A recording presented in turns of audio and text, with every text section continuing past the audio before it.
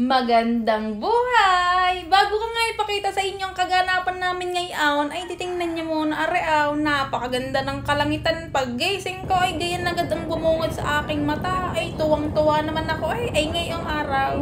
Tayo ay pupunta sa bundok na iyaw. Ay kita na! Di ari nga ang aming pinagdadaanan. Kami paalog-alog bago makarating doon sa aming pupuntahan. At nakakita nga ako ng pusa. Ay talagang nilambing ko ay kakiyat-kiyaw. Nung kami nga ho ay ayos na. Ay di agad-agad ho kaming nagsimula maglakad. May nadaanan pa nga ho kami dining nag-uuling bago ho kami umakyat doon sa bundok. At iyan nga ho ako, nagpa-video-video na naman gusto lagi kita ang sarili niya. Kakyat na yan. Kala mo naman talaga ay dining nga ho, nasa kalagitnaan agad kami ng bundok. Ay napakaganda na ho agad diyan ng view. Yung mga bata nga ho palang kasama namin diyan ay nangunguha ng susong kalabaw. Yun hong parang butong kulay pula. At bigla na nang sumulpot ang isang area, nagpa-video-video diyan at napayakap nga ho ako sa puno. Ay tuwang-tuwa ba naman ako? Ay ari na nga ho, nakarating na ho kami din sa aming pagtitigilan. Ay napakaganda, sinasabi ko sa inyo. Tingnan nyo ako, nagpa-video-video ko diyan, takbo-takbo. At anong sasabihin ma? Nahihila ako.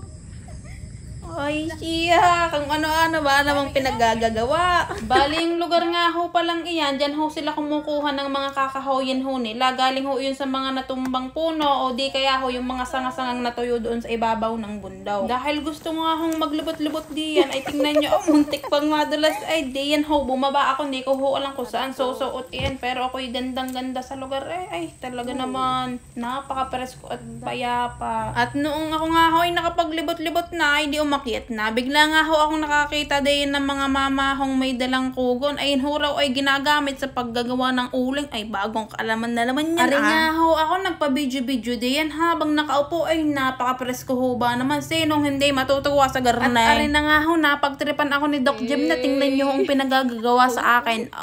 Ganda yan. Sun kiss. Kiss mo na.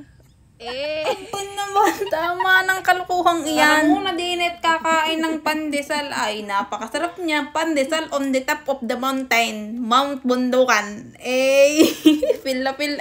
Nung nakatapos na nga ho kaming kumain diyan ng tinapay, ay di kami ho'y gagaod na pababa ulit. Ay anong gagawin? Bali nga ho pala sila ho ang kasama natin din sa ibabaw ng bundok. Sila ho ay nanguha ng kahoy na gagamitin ho nila sa kanilang pangluto. Ay napakarami ho at kagaling. Kabigat ho niyan ay kayang bitbitin. Pati bata ho ay talaga namang sama kung sasama. Dini nga ho pala kami pababa na sabi ko ho ay gusto kong subukan magsunong ng kahoy. Ay ayaw ba naman akong payagan. Ay baka sa susunod ako ay makakabiyabit na. Bali nga ho pala ang view. Kita ho ang dagat pati na ang barka. Lahat ay tanaw din buong bayan ng Nasugbu. Ay napakaganda. Sarap bumalik din At ari nga ho pala ang bato kung saan nakatira ang tuko. Ay sinasabi ho ng mga taga-riyan ay noon pa raw. Diyan na ho talaga ang tirahan ng mga iyan. Ari nga ho pababa na kami din ng Kapatagan. Ako nga ho'y napaisip na kalayo rin ho pala ng nilalakad nila para ho makapanguha ng kahoy na kailangan nila sa araw-araw. Nung nasa baba na nga ho kami ay nakakita ko ng mga bata. Isusugan ata ang kanilang alagang baka. Ay nakita ko na naman si Mingming din